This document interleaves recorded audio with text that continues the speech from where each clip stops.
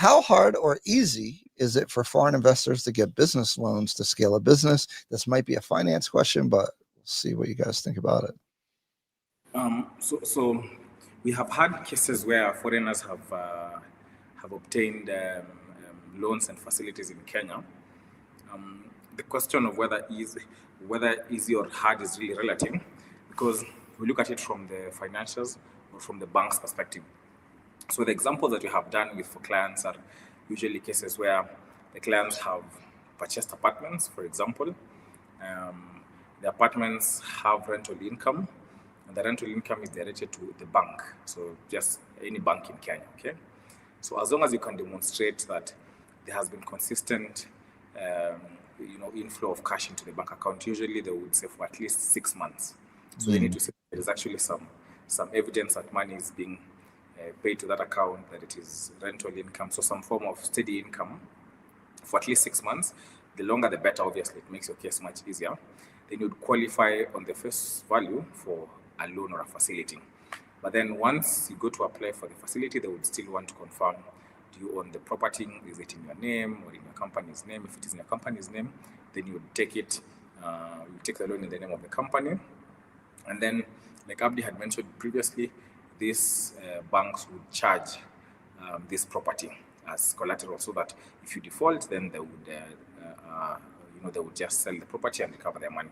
So I think Abdi will agree with me, to the extent that they are secured in terms of the collateral, they would easily give the loan, right? Yes. And just to add on, maybe Levi needs to understand that the interest rate is a bit higher for foreigners. Yeah, because of risk factor. Yeah, I do want to say, if you're thinking about coming to Kenya or anywhere else, I'd recommend you bringing your own capital. If you're thinking about that, you're going to need financing. I feel like financing is easier in the U.S., so it kind of doesn't make sense. Like, I think the advantage is bringing your own capital into the country rather than trying to borrow. Especially because what's the government bond rate in Kenya, like 13% or something? So that's like a baseline. That's the treasury bill rate. Yes, set by the Central Bank of Kenya, the CBK. Meanwhile, the U.S. is like 1% or lower right now, I believe. So, I mean, the baseline of any lending is just going to be like really challenging. But as I've been looking into, if you're purchasing the bond, like you could be on the other side of that, on the investor side. The returns are quite attractive looking, although I'm not super familiarized with all that stuff. Actually, Martino asked, and this might be in line with that conversation, do foreigners have access to SACCO, savings and credit cooperative financing? I don't know if that's similar, but yes. I wanted to say something, but I'm forgetting. Yeah, I know what I want. So I'm going to answer this question, but just to close on the previous question and discussion, we have not yet seen any investor or any client from the US who has had to take facilities in Kenya, but we have seen that from our other foreign clients, for example, in countries like Ethiopia or some certain other African countries. Okay, so maybe not with respect to the US, because the US has a lower rate of borrowing money, but in some other countries where capital is difficult to obtain, then we've had those people come to Kenya. Okay, so that's just to mention that. I think most guys in this chat obviously would be from the US, so I know that wouldn't be an issue. But in case there's someone who will ever watch this video from they do. Certainly. Now then, to answer the question, yes. So I don't know if you have this in the US, Ryan. Do you have SACCOs, like what is being asked here? Do you know what they are? The language, I don't know. There's probably maybe something similar, but I don't know what that means exactly. Okay, so let me start by explaining what that is. Essentially, we call them SACCOs, savings and credit societies. So essentially, it is a mechanism where people from different kinds of walks of life come together. They set up a society. So it's not really a company, but it's something legally binding. It's like a society, and then they deposit money into that society. and then allow members of the society to borrow. So let's imagine it's the three of us, Ryan.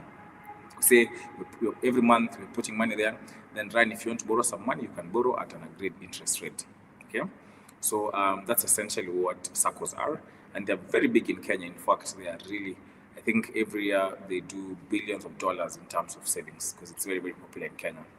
Now, so I think a lot of foreigners do that in the U.S. privately, right? Like communities, like even like Somali community and stuff like that. They create these things where they all put money into, and then they can borrow the money to do business. Is a really cool concept, actually. That makes sense. Actually, yeah. Actually, it works. It's exactly the kind of thing. It works in Kenya because when you borrow money from those kind of institutions, they are not regulated by the Central Bank of Kenya in terms of the interest that they give. Okay, so they are very attractive. For example, most of these organizations would give an interest of 12%. Banks, on the other hand, would give interest as high as 17%, depending on who you are.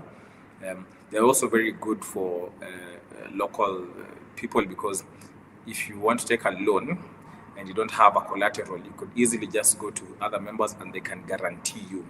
So, for example, I go to Ryan, say, please, I'm taking a loan of 100,000, guarantee me 50,000, Abdi, guarantee me something else. So you easily take, it's a good starter pack for life because then you can take loans without having to have collateral. Is it open to foreigners?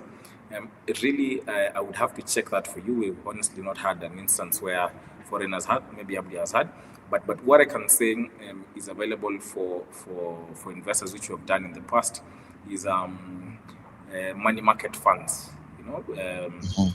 So these are also short-term saving plans where you would invest your money and then they would give back an interest at the end of the month.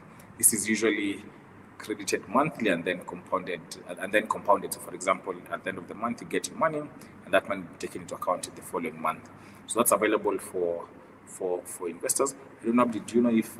So yes, if for foreigners, yes, you can access SACCO. By the way, so long as you have legal status in the country and you also have assets which they can verify with.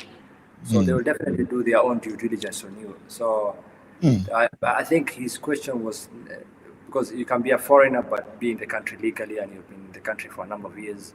Yes, you'll be entitled to that and they will definitely let you in. But if you are a tourist, that's where the problem is. So definitely, there's a risk issue there. So they will not let you, be part of them and be able to later on access those benefits that come with that. But if you're a foreigner and you're in the country legally and you're running a legit business which has assets and generates income, yes, you can be part of that. Okay, interesting. You know what? I think they're very not known in the U.S. because we have very crazy, hard to follow compliance with anything with lending. But I know small communities, they exist maybe informally even because it's definitely a concept that I've heard of.